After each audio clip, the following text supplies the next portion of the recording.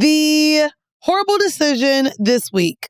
This is one I've been sitting on because this is literally where I've been mentally. And with this show being 7 years old, with us just wrapping up the climax tour, I wanted to have the conversation around sexual liberation. Are we really sexually liberated? And this came from an article from the New York Post yet again, where an Australian woman said she had sex with 300 people in 1 year. That's insane, but shout out to her. And found the experience, quote unquote, empowering. She's 26 years old and goes by Annie Knight. And she said that she even managed to bed 5 people in a single day during the frisky fun year. She said, I felt empowered afterwards. Sex makes me feel good. It's meant to make you feel good. Knight sleeps with men and women and told the radio program that she met many of her sex partners on dating apps. However, she also has a quote-unquote roster of regulars on speed dial that she calls up whenever she feels like getting down and dirty. She said the messier the sex, the better. Not everyone is impressed with her unashamed enthusiasm for sex, and one hater described her as disgusting. A few years later, I got fired from one of my jobs. I'd just started a new role. I was on day 5 and actually went home sick that day. I received an email saying termination of contract. She went on to explain that she was shocked, didn't know what was going on, and before opening the email to discover screenshots of her adult content. There was a list of 3 reasons why she was fired, basically. They said that she falsely advertised that she had a side business, didn't ask permission from the company to run a side business, and that she had online pornographic images of herself and crude language that was against company rules. Okay. We talked about how that's settled for law enforcement and things like that. But I really wanted to talk about in this age of celibacy. I actually want to build on that a little bit. Yes, talk to me. So I felt like I had to sex shame someone that came to WTF Media recently. Oh. Do explain, not the sex Mind shame. you, if any of the employees were making sexual content, that'd be fine. We had someone bring a sub, and I think I mentioned it to you when Steph Dom was in there, and they were walking their sub around the building and got us into trouble. And, you know, we've been there 3 years, and like Alex and I don't want to fuck this shit up. And I was like, bro, I understand people have their kinks, but like, you're not about to get your shit off to the point where we get kicked out. Like, we're feeding people. As you know, people are paying their rent from our businesses. Right. Like, you're not about to fuck this shit up. And so I actually came down on the employees possibly a little too hard to where Tiana was even like, bruh, everybody works really hard. Like, I was like, if anybody does this, if I see anybody do this again, if you watch some shit like this happen, it's your responsibility to make sure when no one's fucking up in this building that we stay here. Like, this is our jobs. If not, like, fuck everybody. I was so upset. And this is a while ago, but I remember thinking like, was I shaming that person's sex life? They also were paying to use the studio. Right. But I do think there's a way that you need to conduct yourself in terms of professionalism when it comes to the content that you're making and how it coincides with the businesses that you interact with. Right. Like, granted, yeah, I want people to make whatever they want. I've had people ask if they could do squirting stuff in my studio. I've had to say no, right? Like, there is certain imagery that I want to be out there and some that are not. And I think it's perfectly fine. Where I remember in the past, we had started debating about a student's mom. Yeah. That I feel like doesn't count because like it's a kid. How can you blame their mother? But for workplaces, I'm kind of starting to change the tide a little bit. Okay. So nurses and the OnlyFans. I know Allie Ray is a big performer that was very popular. She may be one of the most famous. There's New York Post shit about her, about how she got fired. She was a nurse. I mean, there was a lot of law enforcement last year as well, in the last couple of years because of the pandemic that were let go. I think 2 things. I don't think your past should be held against you. Okay. However, if someone does have something in place where they don't want pornography shared within their, like, I get it. Which I'm wondering, I mean, I haven't applied for a job, but if that was a question asked, it's the same type of question where you can't lie on applications even, which is why they ask about felonies and, you know, any sort of charges, or have you ever been let go of a workplace? They ask these questions also to see your honesty. I think that there is character or morals in which companies hire people that are employed by them. Entertainers are held against with their commentary from a tweet. All the time. You know all what I'm saying? time. So, shit, I remember Forbes didn't want to work with me because I said something on this podcast recently. They were like, oh, well, she said that we did XYZ. And like, cool, it is what it is. I used to want to be in Forbes so badly. Guess that'll be done. But I mean, it's true. They didn't want me to have a show about a certain type of sexual content. So it sucks, but that is their choice. What can I do? Right. You know? I think the conversation that I wanted to quickly have was around being really sexually liberated. And it comes from, in my quest of celibacy, I've questioned what sex has meant to me in the past, what it means now. The sexual revolution, by the way, is known as sexual liberation, where it's a social movement that challenged traditional codes of behavior related to sexuality and interpersonal relationships throughout the developed Western world from the 1960s to 70s.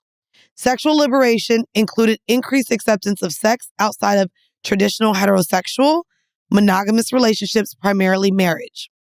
The normalization as well of contraception and the pill, public nudity, pornography, premarital sex, homosexuality, masturbation, alternative forms of sexuality, and the legalization of abortion. Now, and all of which that stems for, I know that that's what we represent here on Whoreible Decisions, but it's been really like almost draining to me to relive some of like the decisions on why I had sex in ways that I think internalized that it was liberating because I was making the decision. But then, you know, now that I have a different relationship with money, with my body, with myself, I realized that I was maybe feeding in and having sex more so for the other person more than myself at all. Mm-hmm. And I think that that's where I'm like, now I want to make sure I'm having sex for my reason, like for me. Even being in a non-monogamous relationship for 3 years and being in the sex club space and being violated in those spaces with people that are supposed to know the fucking code of ethics is like, what's liberating about this? Mm-hmm. But it's also because I feel like I've been hurt by it. And I think that when we think of sexual liberation, right, it's been hard to feel violated in a space that made me feel so liberated, but also to know that sex is something that's so empowering that could also be so demoralizing. In terms of trigger warning, when we talk about sexual assault, when we talk about manipulation, when we talk about rape, and it's just been this thing where I've just been like, what exactly, my relationship with sex, what exactly is liberating about it? And because you've been able to have such a healthy, explorative relationship over the past few months, I wanted to just have that conversation. What is liberating to you about sex right now in your 30s? And has that changed from how you viewed your relationship with sex in your 20s? I think I'm having all the sex that I want to have. Okay. When I was with Old Bay towards the end of our relationship, I had sex with him because I felt like I was supposed to as a girlfriend. Not saying that he ever forced me. I want to be very clear. Our relationship was very consensual.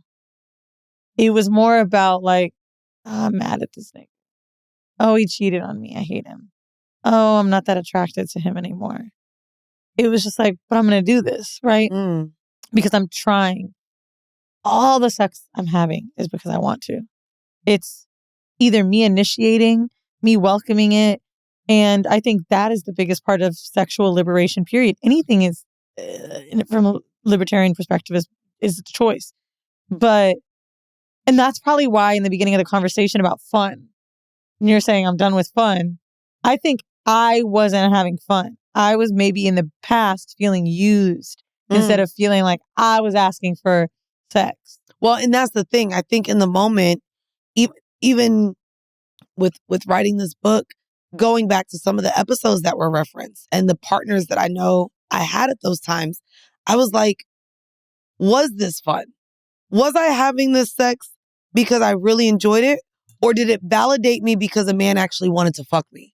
Because I had very low self-esteem. I don't think we'll ever know. Well, but no. That's what I'm saying. I'm working through that right now where it's like, actually, if I sit here and in my moment talk about what that experience was, today I'm crying about it, which means the power that maybe I expressed on the podcast and the podcast on the moment, where I'm like, yeah, I did this. I got that money, got flued out. When I reliving and rethinking of what those moments were, I realized that I was lying to myself. And I think that that's where being liberated now, having this podcast and knowing we gonna be here for a little longer. You know what I mean? I really want to be intentional on, if I'm having sex with someone, how and why is it making me feel as great as I used to believe it made me feel? Mhm. Because I realized that it made me feel good because I felt wanted. I felt sexy. But it was only because men actually wanted me in a space where I would cry that boots wouldn't go up my calves. I could only wear stretch pants because jeans didn't fit me. I was a size 18. And I'm sitting here and I'm like, oh, I also was poor. So a nigga buying a flight meant so much. Bitch, we buy flights like it ain't nothing now. You just said you went to Ibiza and planned that shit in 72 hours. So like, even my relationship with money was so different that my association with sex, I felt like that was all I could offer. And it brought me joy that people wanted to have it with me. Oh my God. You are just making me think of something. Someone I know is having sex with a really rich man. Okay. Who they've been having sex with for a long time. Okay. And they said to me this morning, this is someone who has an amazing job and is gorgeous and is like lit. They were like, sometimes when I'm with him and we're just doing nothing, I feel like I gotta be the sex girl. Because I'm like, look at all these things you have. Like, why are you here? And I was like, really? Like, as smart as you are and as hot as you are, like anyone would die to be with you. And that's why you have this guy. Tell you later. But so what she said is exactly what I'm trying to figure out, right? I know now I don't want to lead with sex because I actually am finally in a moment where, oh, I know why you're here. I'm cool as fuck. I'm lit as fuck. I got my own shit. And so I'm on the opposite. Brianda and I just had this conversation, Bro, Mandii. I said the opposite. You said, wait. Oh, wait. You said the opposite of me? No, I kind of you said said the opposite of the whole bitch. I kind of said the same thing you said, but I was like, she was like, dude, I was looking at you on stage and I just thought, you're the hottest girl. You're so pretty. Like, you're one of my hottest friends. And I was like, wait. Girl, I don't even know. Like, wait. I was like, I'm not saying I don't think I'm hot. I was like, she was like, and she was saying something in terms of like a man wanting to be with me. And I was like, there's so many beautiful women, Brianda. Like, I see them every day. I think men want to be with me because I'm cool. I don't even know if it's because I'm attractive anymore. Like, I think that men are so attracted to my personality. I don't even know if niggas look at me like I'm pretty.